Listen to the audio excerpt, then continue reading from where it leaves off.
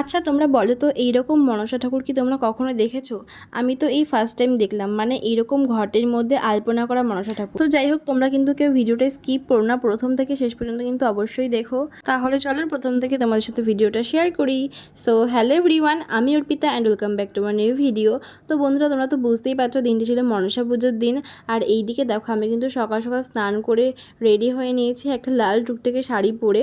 আর এখন আমি যাচ্ছি হচ্ছে দিদি বাড়িতে, কারণ দিদি বাড়িতেই মনসা পুজো হবে, তাই ভাবলাম যে ওইখানে গিয়ে মনসা পুজোটা করে নিই।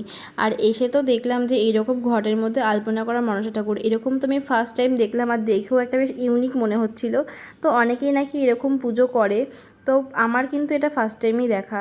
তো যাই হোক, তোমরা যদি কখনো কেউ এরকম ঠাকুর দেখে থাকো তাহলে কিন্তু অবশ্যই কমেন্ট করে জানিও। আর এই দিকে তো এত পরিমাণে সকাল থেকে বৃষ্টি হচ্ছে, মানে সকালবেলা এই বৃষ্টি পড়ছে, এই রোদ উঠছে, মানে খুবই সমস্যা হচ্ছিল। পুজো করতে করতে এত পরিমাণে বৃষ্টি হচ্ছিলো, আমরা দিকে তো প্রায় অনেকেই ভিজে গেছিলাম। তবে ছাদের উপরে শেড দেওয়া ছিল বলে তেমন একটা প্রবলেম হয়নি। আর এইদিকে দেখো, আমরা কত লোক মিলে একসাথে পুজো করছিলাম। তারপরে এদিকে আবার ঠাকুরের জন্য আরতি করাও শুরু হয়ে গেল, কারণ প্রায় তো শেষের পথেই ছিল পুজো।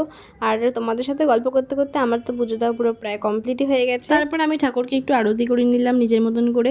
আর হ্যাঁ, তোমরা যদি আমার এই ভিডিওটা ফেসবুক থেকে দেখে থাকো তাহলে অবশ্যই একটা ফলো করে দিও।